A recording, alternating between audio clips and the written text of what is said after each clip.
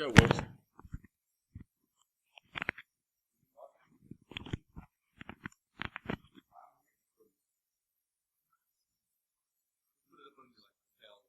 Cool.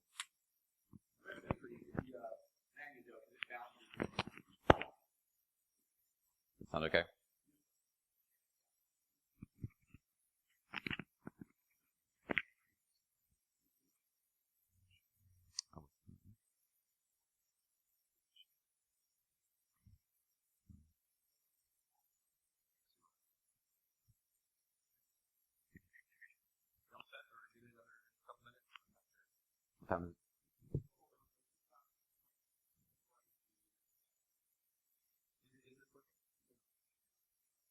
Is it on?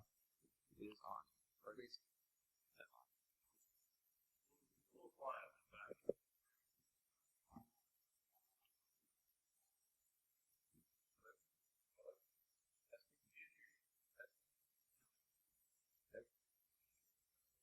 I can flip it to off if that's a different setting. Try turning it off and back on. Remove this finger. That's me. Electronic device that what's that? All right. Am I coming through? No. 1.21 gigawatts. Yeah. We have figured out the high-tech solution problem. It is not a wireless link. I'm sorry, how many of y'all did it take up there to figure that out? 2 minutes? Not going to be.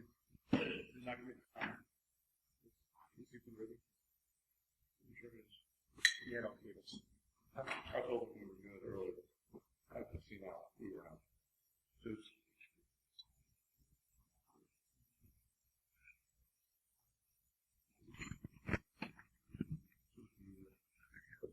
Yeah. Ah, there we go. So we can get the mouse down there.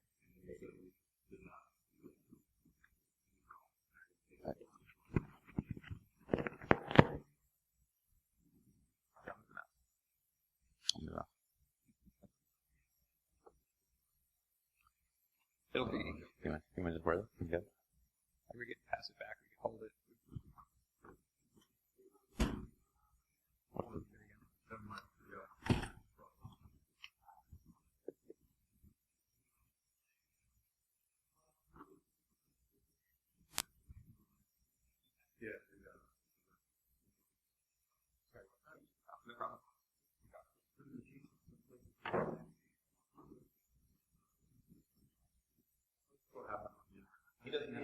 Test, test.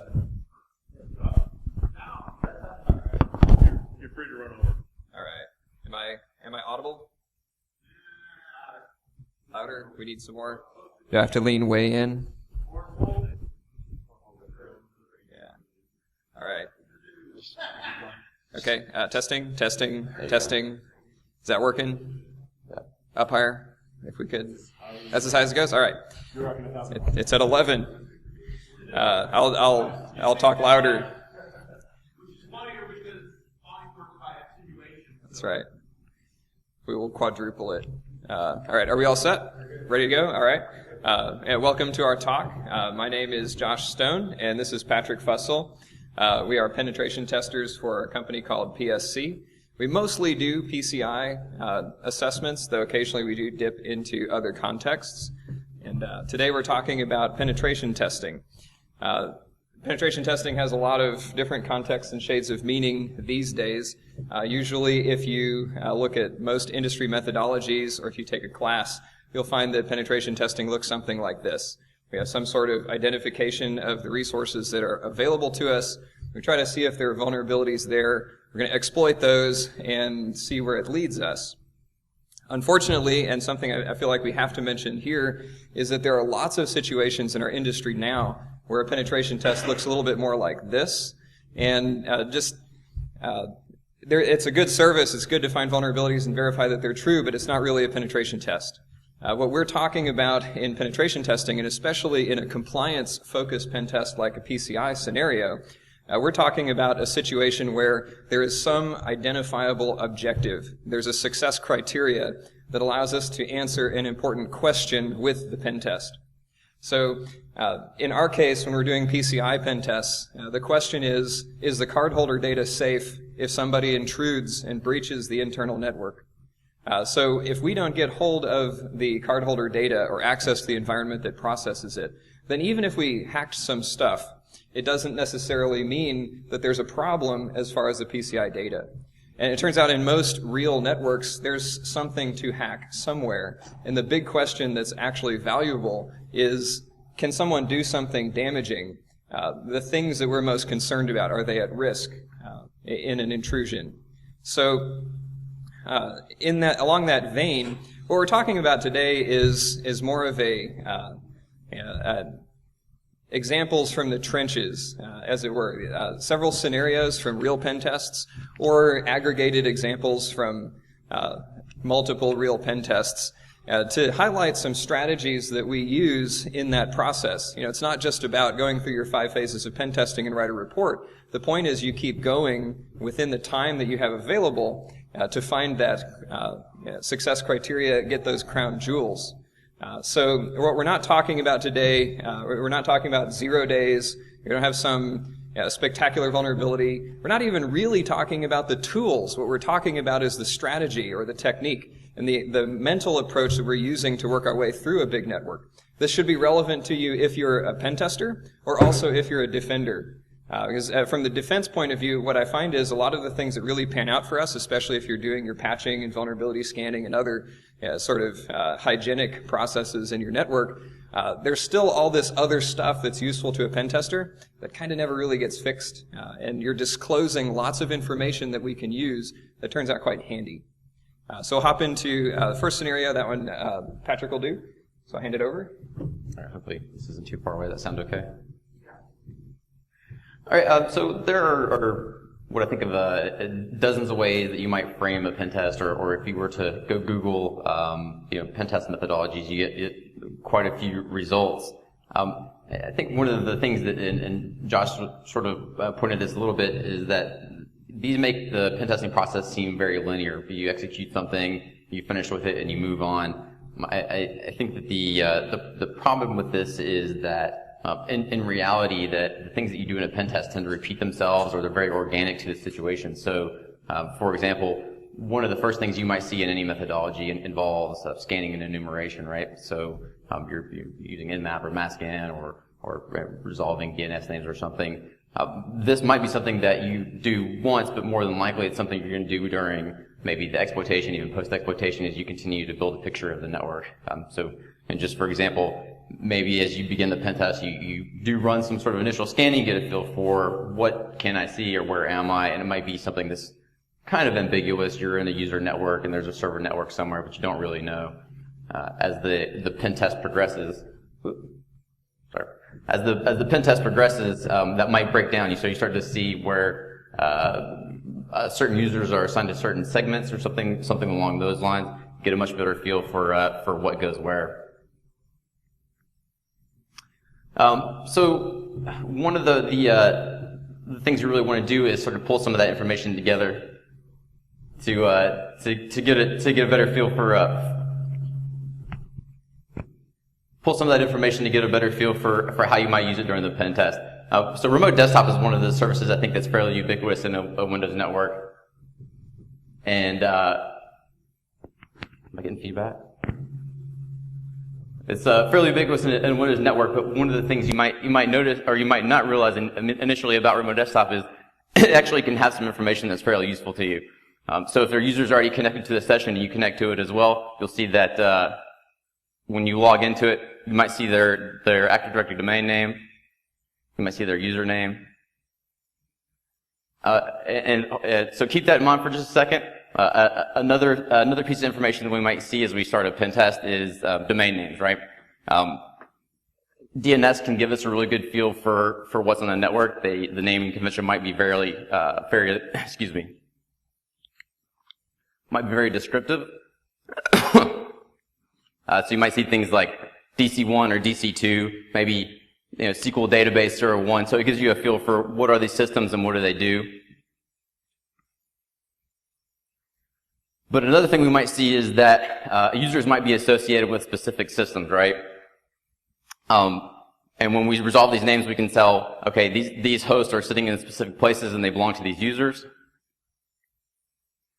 But as we go back and take a look at the remote desktop session, remote desktop might not be a great place to log into 100 different sessions and try to collect usernames.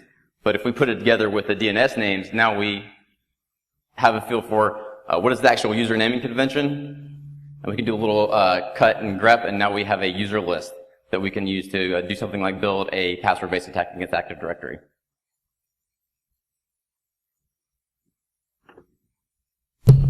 It's worth noting too, if you think about it, there's no using of null sessions on the domain controller. We don't have to find that there's no authentication for the intranet or something like that so we can find usernames.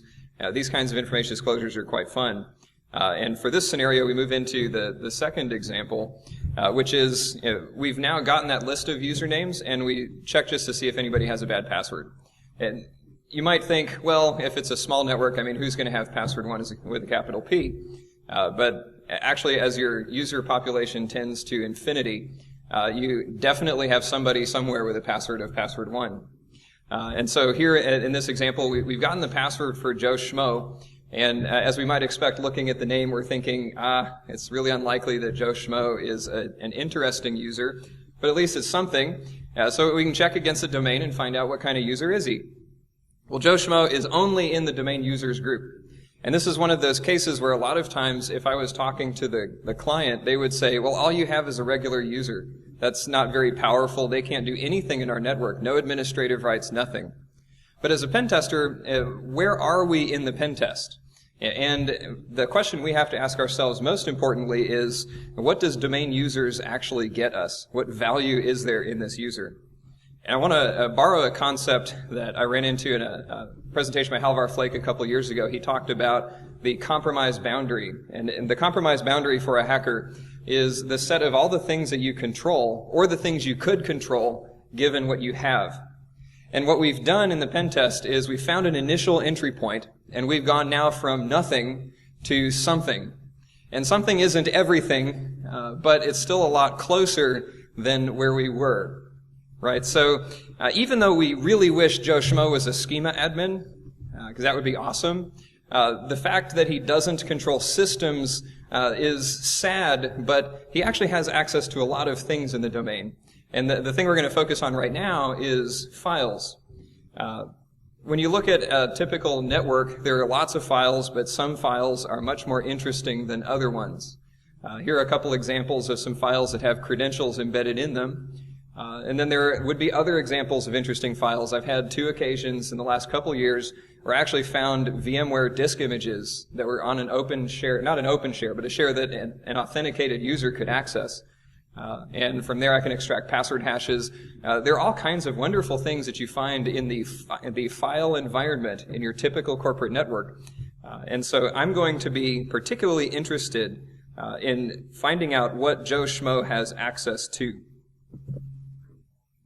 So in a typical small environment, and maybe we've got a few tens of users or something like that, there are only about thousands of files to think about. This is something I can go through probably in an afternoon. It might take me a couple hours to go through all their shares and see what Joe Schmo has access to, and that's no big deal. But as we scale this to a true enterprise, where we've got tens of thousands or more users, this becomes a very intractable problem for the pen tester. We're not talking about thousands of files. We're probably talking about thousands of shares. And each of those could have thousands of files. And I just don't have the time to go through millions of files to find that one that's cool. So how am I going to do this? I can't use manual techniques. I can't grab a Windows box and map a share. Clicking through there will absolutely kill me. And then there are some other options, other SMB clients, and those work fine. The SMB client tool that comes with Samba has a recursive feature, so I could in principle spider the shares with that or something, get back a good body of information. It's inconvenient, though, because the recursion behavior and the way SMB client does that is inconvenient for me. It'll get bogged down in these ginormous shares it'll get stuck on a backup share or something that has a billion DAT files, and it'll just never come back. So I'm not the only guy who's ever done this, but I put together a tool some years ago called Plunder because I was just so frustrated with only being able to look at a few shares and knowing there's all this stuff out there that I haven't already gotten. So I'll walk you through what this looks like. But focus not so much on the tool, but focus on the idea. First, we scan the network. We find ourselves a bunch of SMB servers. Formulate that as an input to Plunder. It just takes SMB URLs as input, and it'll perform whatever action we instruct it to given that input. And then we run Plunder against a whole lot of systems. This is an example running against about 700 different shares with 5 threads. If I run it with 30 threads, I've successfully indexed networks as large as like 18 million files. I get the Joe Schmo user, and in a couple hours, I can get a list of all 18 million files that he can get to. And that body of information is tremendously useful because what was a manual process is now a tractable post-analysis situation. So a typical result would be something like this. I get a whole bunch of files back, just lists of all the files he can access, and I've got over 300 web.config files. Everybody know what's in a web.config file? What are the odds that at least one of these 300 files has a database credential that's probably going to be SA, or maybe it has a service account for Active Directory or something like that? But what's fun is now I've scaled up and gotten the information about the files I have access to, but I still have a difficult problem, and that is it could take me all day to download 300 web.config files and look through them. So Plunder also has a download and mirroring capability so that I can take that list of SMB URLs that I got from the spider scan and run it right back through and have it download. It'll create a local directory tree that mirrors the network file system and pull all those files down for me, and I can just use a recursive grep and find me the credentials. So before you think, well, that's kind of, my network wouldn't ever have that problem, the fact is every network I've ever been to except for 2, I found something that I shouldn't have had access to on a file share. It might be this situation where I've got an unprivileged user and I can escalate my privileges, or it might even be a case where I've got an administrative user and I can get information that leads me outside the domain. So I can get access to the network devices, or I can get access to the Unix environment, or the mainframe, or something like that. And this turns out to be a tremendously valuable strategy for pulling this information out of a network when I've only got a week.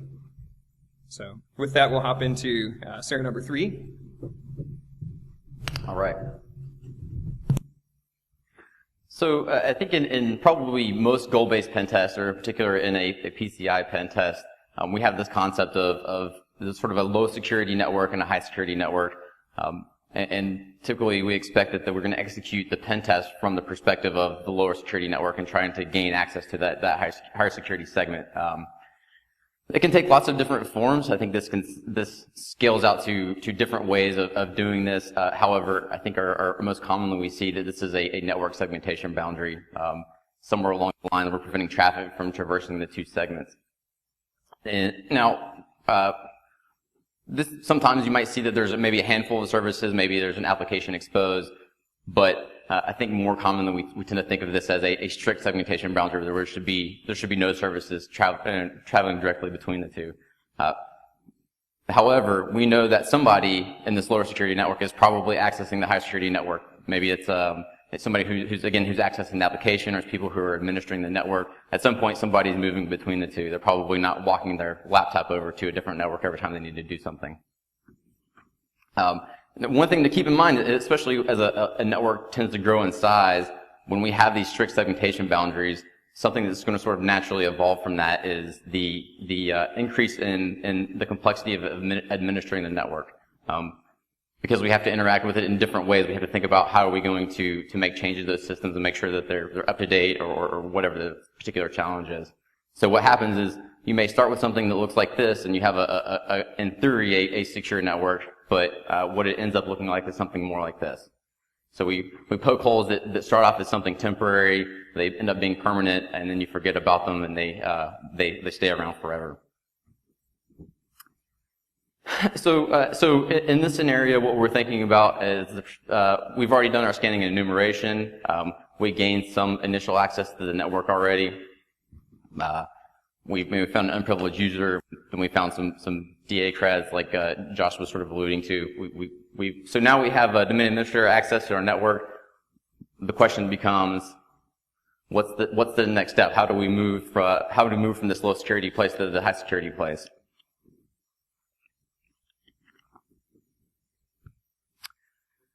So we want for a PCI pen test, we're thinking about the cardholder data environment is our highest security network. So what do we want to do? We want to find a way into that cardholder data environment.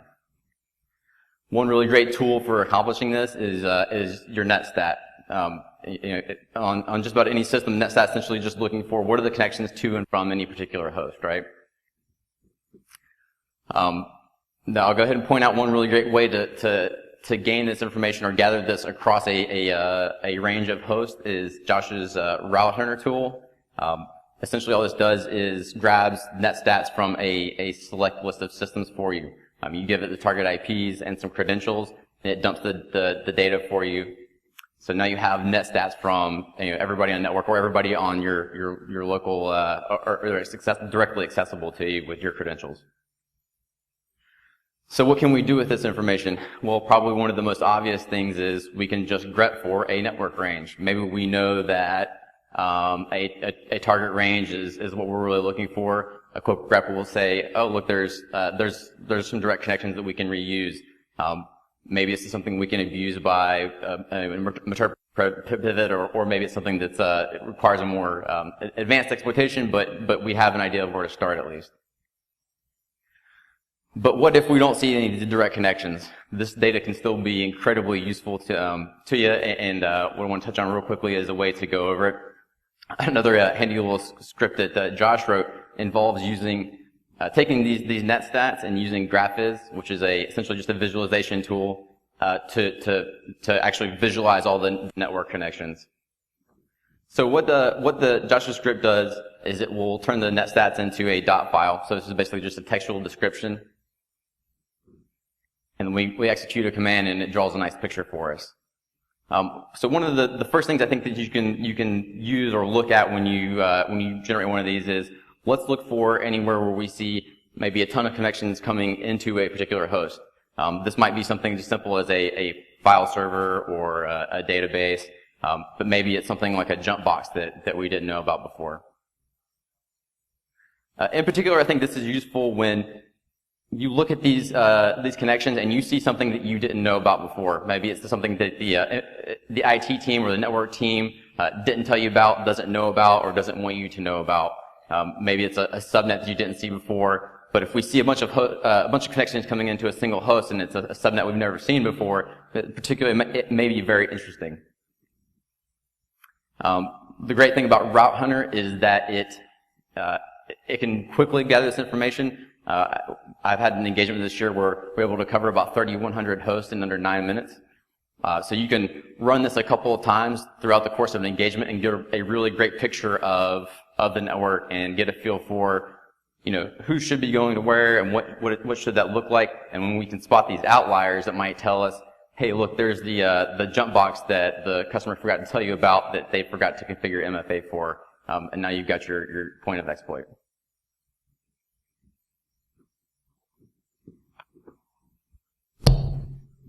And as Patrick was saying, with Route Hunter, once you've parked yourself with domain admin on a network, just run something like that every 30 minutes or every hour for a day, and you'll see the behavior of the network over time. And I'm convinced that what we're talking about, we're doing the first layer of analysis on that stuff. The material you can pull out of analyzing a big data set like that, if you can get it, is wonderful. Going into the next scenario, this is a little bit different. This is not a PCI example, but in this case it's a penetration test against a product company that's concerned about people leaking information about their new products. So instead of looking for a PCI cardholder data environment, I'm looking for instead information about those new unreleased products. And this is different because segmentation really should be very different in this case. Most places aren't going to have a PCI style CDE for protecting their product data, but it turned out this one was actually quite challenging for me, and my initial strategy going in didn't pan out. So I don't know about you, but I tend to overly romanticize what I do for a living. It makes it a lot more fun. I typically think of your typical company as being kind of like a medieval kingdom. You've got a nested hierarchy of enclaves and different silos that have complex political relationships. You've got, if you look at an org chart, it's basically a system of feudal vassals and lords.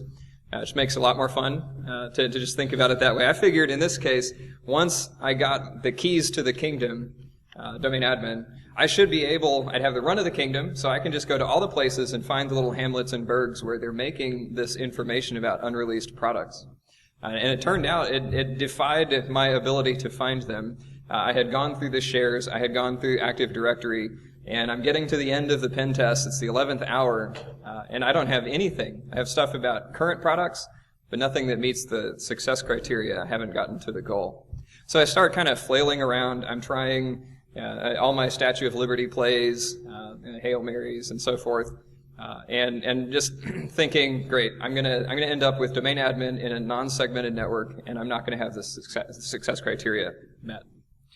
So I'm going back through my notes and thinking, well, what do I have? Because at any point in a pen test, to me, if you're to boil the entire process of pen testing down to one thing, it's that I think, what do I have? Where do I want to be? Does anything I have get me there or closer to there? And so I'm just going through the things I had done so far. And one of the quirky little scans I had done for some reason was to collect a listing of all the services running on all the systems in the domain. I think at the time I was probably looking for antivirus suites or checking consistency of implementation for some defensive tool that they had in the environment. But I started thinking through, and I thought, if I was on a team that makes information about new products, maybe I'm a product designer, I'm an engineer or something like that, I bet I have some special software that everybody doesn't get. And I know, for example, with Visual Studio, a lot of times you'll see a couple services associated with Visual Studio. I often use that to find developers so that I can target them. And I thought, well, I wonder in this case, maybe the same thing might work.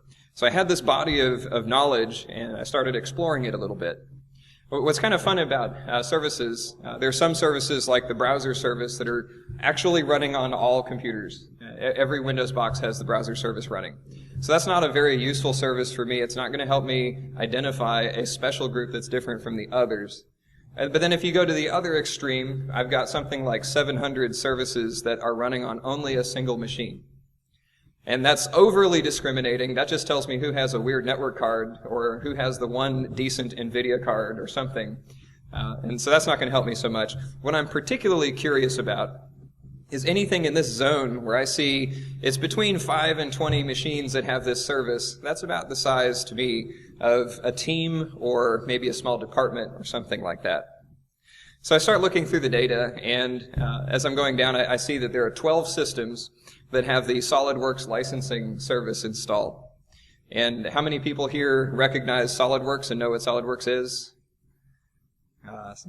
Okay, cool. We got one. Yeah, maybe this wouldn't show up to everybody immediately, but I was an administrator in a mechanical engineering department once, and I know exactly what SolidWorks is. SolidWorks is a CAD package. It's a nice one. It's an expensive one. I wish I had one because I also have a 3D printer, and that would be nice.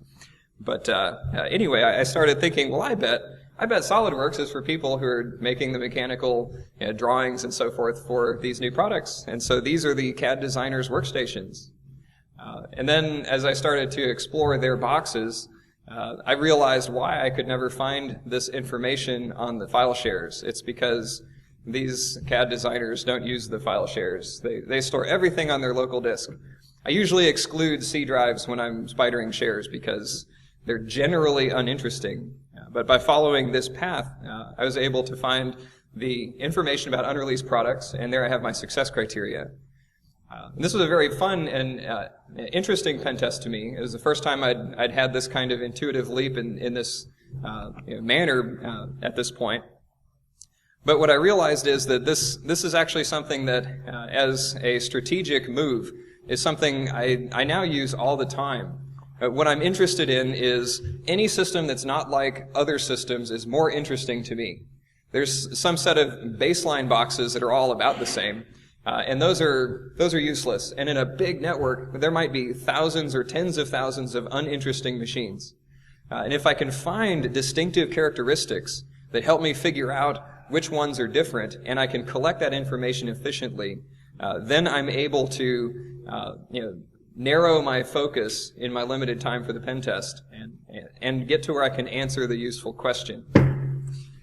So once you see this one time, you start to see it everywhere, and there are situations that come up, like, I'm interested in finding people that might have dual-homed machines. You can get this information a few different ways, but if you can list the interfaces on all systems and pull that information together, you spot interesting things. You also find anyone that has VMware installed because they have a few extra network interfaces. You see anybody that has weird VPN clients configured because each of those will have their own little virtual interface. It's actually this really interesting body of data. Or what if I can get a task listing, list the processes on all the systems in the domain and pull that together in one body of knowledge? That ends up being tremendously useful because I can see all the people who have the terminal client for the mainframe or something like that running. These things help me to narrow down my focus and concentrate on those groups of systems that are special and unique. And then another quick example. I had a situation not too long ago where I had about 6,000 users in the environment sitting on the network, and some of them can VPN into the CDE. Well, I'm interested to know which ones can, and there is no Active Directory group that just tells me these are the CDE VPNers. And so I'm looking at the endpoint for the VPN, and I realize, it's a Cisco VPN.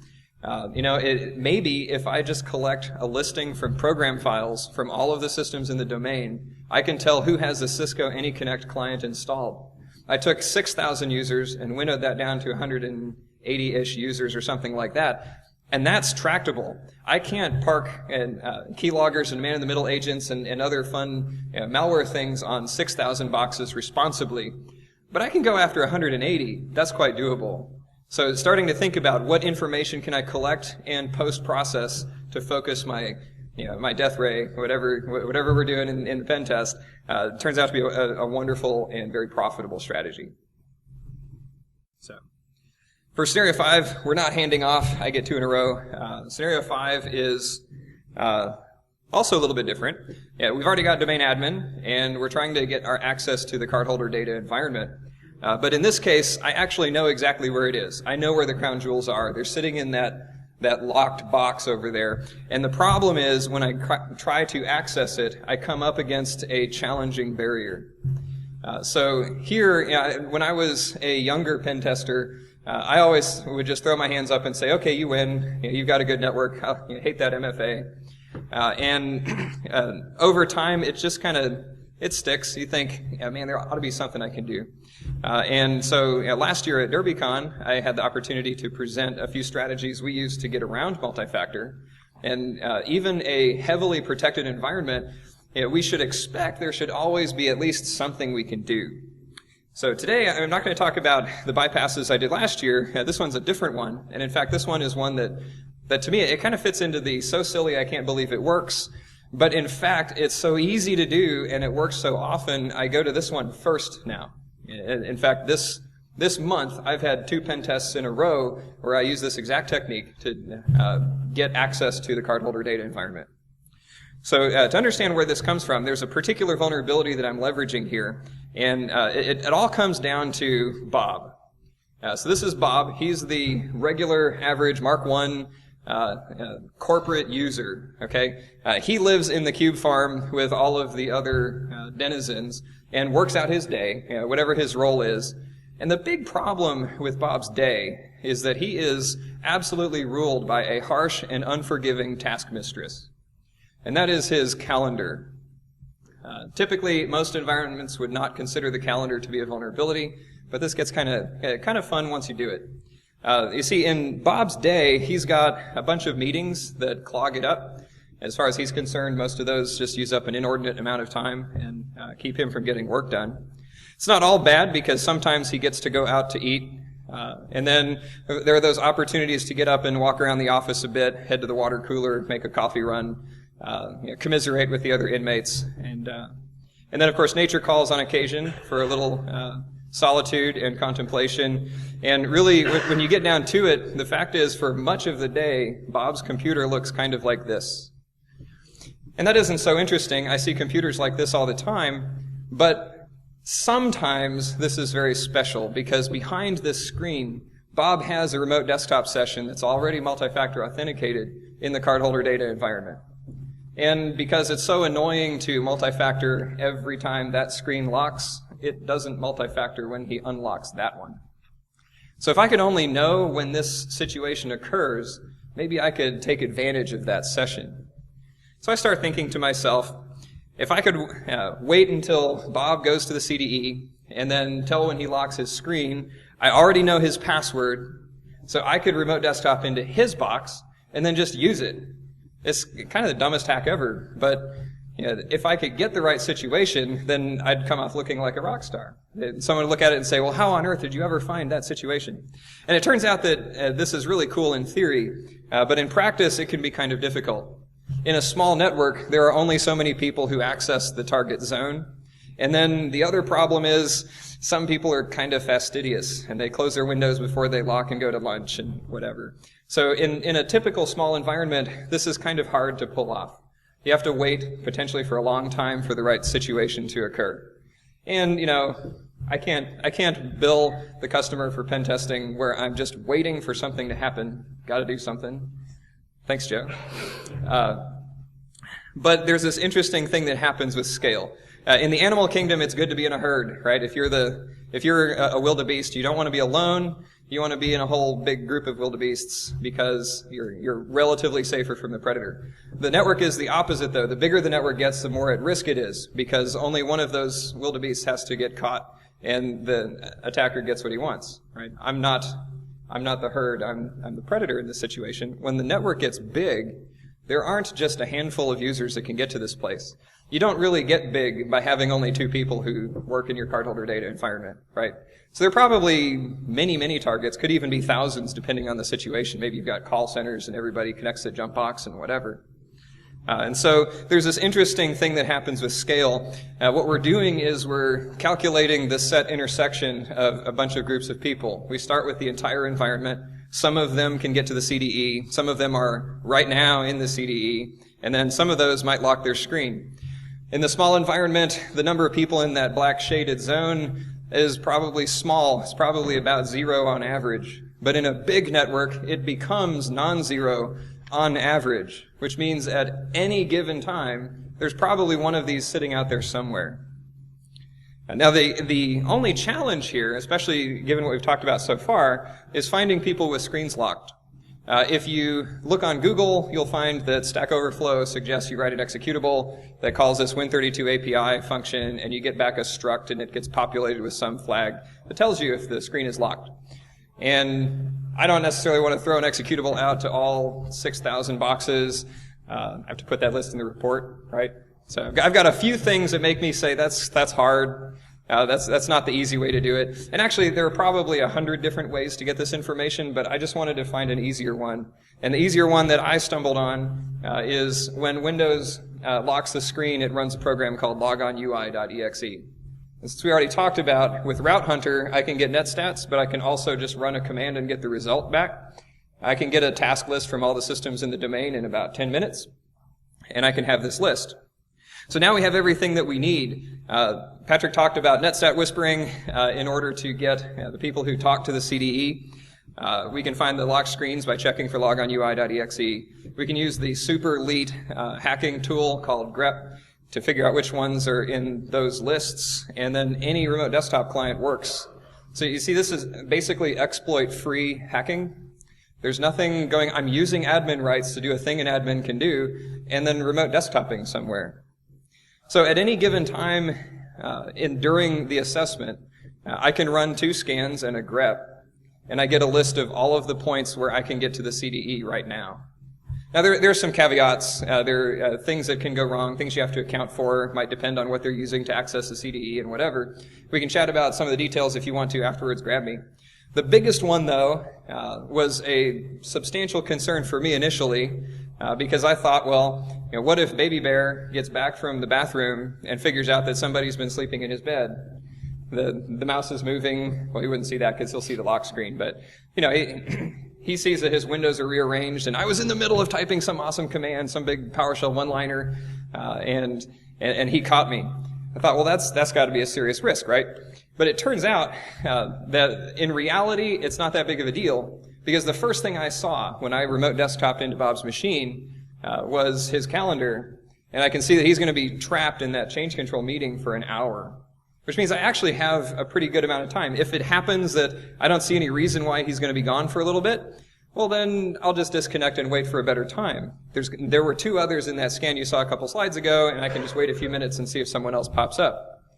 And a few minutes on this box in the CDE is probably enough for me to identify what exfiltration mechanisms I have available, find a C2 channel, install some malicious agent, and secure continuous control of that box. And that gives me access to the CDE without having to ever worry about multi-factor again. So that, scenario 6. All right. So in this last scenario, it's something I ran into this year that had me a little bit scared, a little bit frustrated, pressed for time.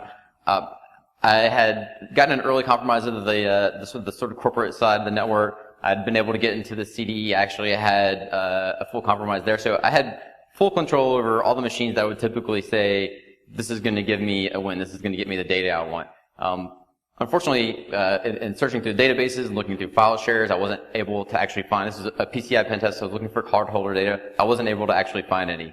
The customer had some tokenization solution in place. Maybe I just wasn't looking in the right place. When the time starts to press you think maybe I need to get a little more creative with how I'm doing this, how I'm approaching it.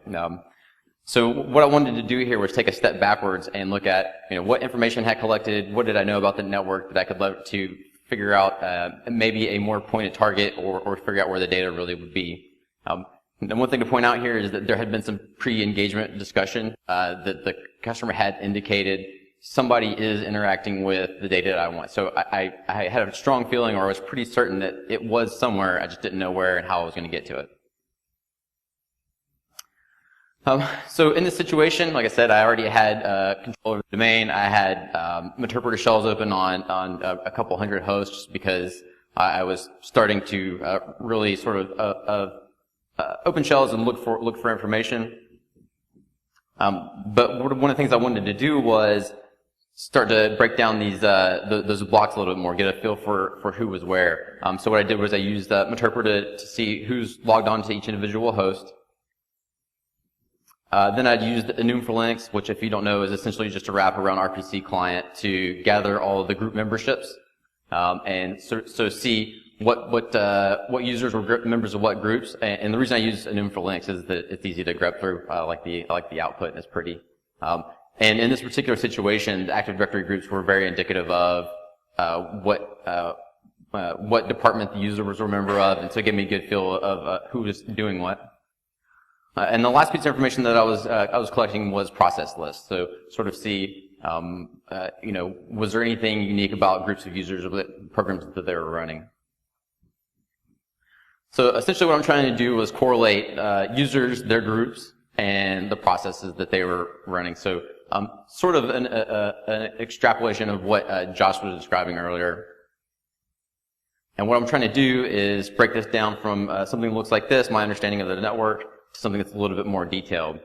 And in doing this, I'll say that there was definitely some measure of desperation. There were some hits and misses here trying to put together, was there something interesting? So I would target a group and find that there wasn't anything that I wanted. But one of the things I did notice was almost everybody in the organization is using Google Chrome except for people in customer service. They all have Internet Explorer open. Now, typically Internet Explorer is not that interesting, but I, simply because that they were unique in their use of Internet Explorer, I decided to grab a few screenshots of the running desktops, and I see that They were using Internet Explorer to open up an application that actually had some of the data I was looking for. Now, I didn't just want, one piece of data I felt like isn't necessarily a great indicator of compromise, so I wanted to expand this out a little bit further. On the recommendation of a coworker, I used the CC search tool, which will look for credit card data, PAN data.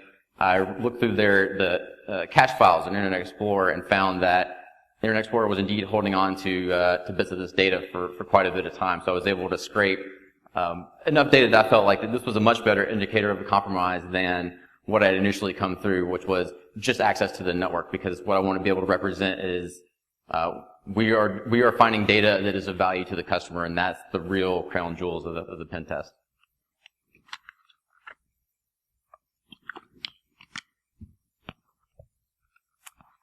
So, in conclusion, I think that one of the things that Josh and I really tossed around when we first started talking about doing this talk was, what are the things that we were doing tactically, or what are the philosophical mindsets that we're using when we're running into problems? Like I said, if we just did a linear pen test, you got an exploit, and you get the DA, and that's the end of the day. Maybe it would just be 1, 2, 3 steps, but I think one of the things we actually experience is that we run into challenges and things that take a little bit of creativity. And what are the things that we are doing creatively, or what are the mindsets we're using to get past some of these problems? And we've mirrored those to each one of these sections. And so, what I want to kind of just touch on real quickly in conclusion is what are the sort of philosophical bits that we started with when we defined what these sections were supposed to mean. Initially talking about hiding in plain sight, and that is, when you're doing a pen test, sometimes the data that you need is already there. Sometimes you already have it on your system. You just need to take a step back and look at it to figure out, how can I use it? Low privilege is still privilege. I feel like the philosophical driver there was, don't be so set on a method of exploitation that, I start with a user and he doesn't have admin privileges. You ditch it and move on. Look laterally. How can you utilize the access you already have to continue to progress the pen test? We know there are holes somewhere. I think this is almost a sort of a foundational way we think about a pen test. When you walk into a network, when you first plug in, you already know that there's going to be problems. I don't know that there is a network that the person who's administering it will tell you that it is perfect and it has no security flaws. Everybody will admit that there's some sort of flaw. As the pen tester, I feel like our job is to find those things, and you have to keep that in mind. That should be your mindset when you sit down and start. Some of these are not like the others. I feel like the takeaway or the thing that we're really driving at is being able to turn information into discrete units. So understand that a group of users is unique, or a group of systems is unique. Being able to use the data that you collect during a pen test to process that will make you much more effective in progressing. There will never be a CV for this. Josh's last section, I think this one was actually my favorite, just because I feel like when we talk about a pen test, when we talk about vulnerabilities, a lot of the time the things that we're describing, they're not exploits the way that people mean exploits when they say the word. They are architectural problems with the way that a network was designed. They're sort of inherent flaws in the way that we divided access or tried to prevent access between places. And that when you describe a vulnerability, people say, well, that's what it was supposed to do. Well, we leverage that supposed to do into a way to get your data. And jewels in unexpected places, my sort of thought process there was just that, yeah, you can get access to something, but unless you're walking away with the data that the customer thinks was part of, is valuable, the thing that actually has value, have you really done the pen test? Have you really exercised, what you were supposed to do? And if not, then take a step back and take a broader look at what you're trying to do to make sure that you're, delivering the most value to the customer you can. Everything else? Yeah, I was going to say, how many people in here are defenders and not offenders? Yeah, a couple at least. If you're on the defensive side, I'm trying to think from this material what should be useful to the defender. And I think the biggest thing is there are so many either unrecognized assumptions or foregone conclusions about the way we build our environments. We don't realize what information is telegraphed, and sometimes we don't understand what information can be obtained. And really, if you look at a lot of the rigs that we have for collecting this information, it's spit and baling wire in a sense. We're wrapping a tool up, we're collecting information from a bunch of systems, we're grepping and whatever. You guys actually have a lot of tools as the defender to know these things before we ever show up for the pen test. So I think a really good exercise on the defense is to turn introspective and think about, you know exactly where the crown jewels are, probably. Can you kind of predict what indicators or what pathways are going to be evident to an attacker and kind of nip those in the bud in advance before they would ever manifest as a problem? But I think with that, I open up for Q&A. Feel free. And I don't know, I think we're the last one for the day. So we can probably do Q&A now, or if you want to grab me outside, whatever.